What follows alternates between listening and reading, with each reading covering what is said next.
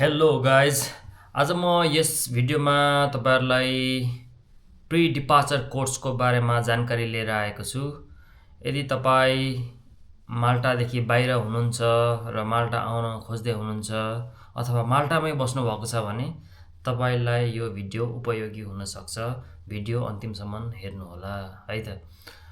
सर्वप्रथम यो माल्टा आउँदाखेरि तपाईँ माल्टा आउन चाहनुहुन्छ भने चाहिँ अहिले यो माल्टा सरकारले चाहिँ विशेष गरी जनवरी 5, 2026बाट चाहिँ प्री डिपार्चर कोर्स लागू गरेको छ। र यो प्री डिपार्चर कोर्स चाहिँ कस्तो हो भन्दाखेरि चाहिँ यहाँको लाइफ इन माल्टा यहाँ कस्तो छ, यहाँको काम गर्दाखेरि रुल्स एन्ड रेगुलेसनहरू कस्तो छ, यहाँको ल्याङ्ग्वेजहरू यदि इत्यादि एउटा बेसिक जानकारी भएको एउटा कोर्स डिजाइन भएको छ। र यो चाहिँ 2 फेजमा हुन्छ। एउटा चाहिँ भन्नुहुन्छ भने अनलाइन हुन्छ, अनलाइन एक्जामिनेसन हुन्छ। तपाईँको मल्टिपल चोइस क्वेसनहरू हुन्छ। तपाईँले 30 मिनट जस्तोमा त्यो फेज 1 दिन सक्नुहुन्छ। र त्यो पास भइसकेपछि चाहिँ फेज 2 हुन्छ। त्यो चाहिँ एउटा इन्टरभ्यू सेसन हुन्छ।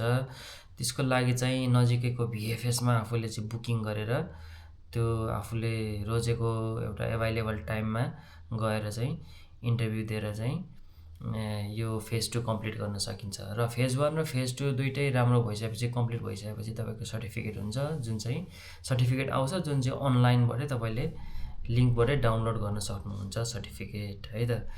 र यसको लागि चाहिँ खर्च भनेको 250 युरो लाग्छ।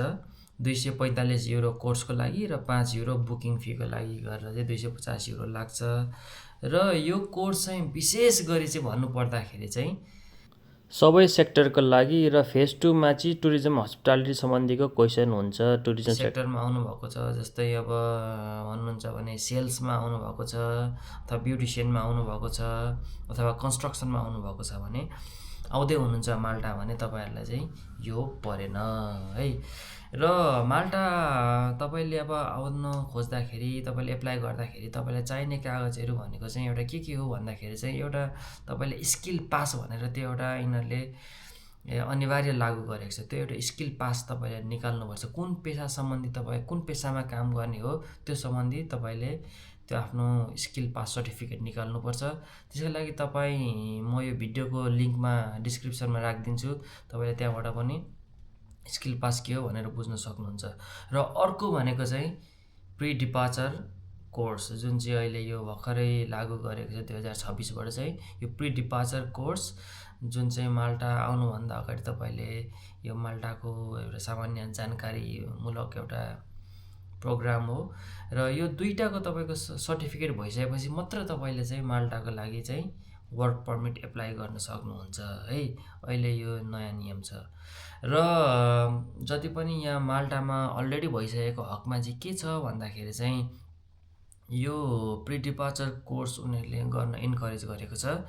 यसमा भनेको चाहिँ जसरी पहिलोचोटि आउनेलाई फेज 1 र फेज 2 हुन्थ्यो भने चाहिँ यहीँ हुनेको केसमा चाहिँ फेज 1 मात्र गर्नुपर्ने हुन्छ, ताकि तपाईँले यो अनलाइन यो क्वेसनहरू गर्नुपर्ने हुन्छ। त्यो गरिसकेर तपाईँले पास गर्नुभयो भने तपाईँलाई त्यो सर्टिफिकेट अनलाइन लिङ्कबाट डाउनलोड गर्न मिल्छ। र यसको फाइदा चाहिँ के छ भन्दाखेरि चाहिँ यदि कसैले चाहिँ अब होइन 2 वर्ष 3 वर्ष आफ्नो रिन्यू गर्छु, मेरो पर्मिट रिन्यू गर्छु भन्दाखेरि चाहिँ यो सर्टिफिकेट त्यतिखेर एकदमै उपयोगी हुन्छ है त। र यति भन्दै गाइज, यदि तपाईँलाई कुनै केही त्यस्तो अझै बढी जिज्ञासा छ भने चाहिँ कमेन्टमा सेक्सनमा लेख्नु होला, म त्यसको रिप्लाई गर्छु। र आशा छ तपाईँलाई एउटा जेनरल आइडिया भयो होला प्री डिपार्चर कोर्सको लागि। र keep like and subscribe this channel and see you on the next video. Thank you, by.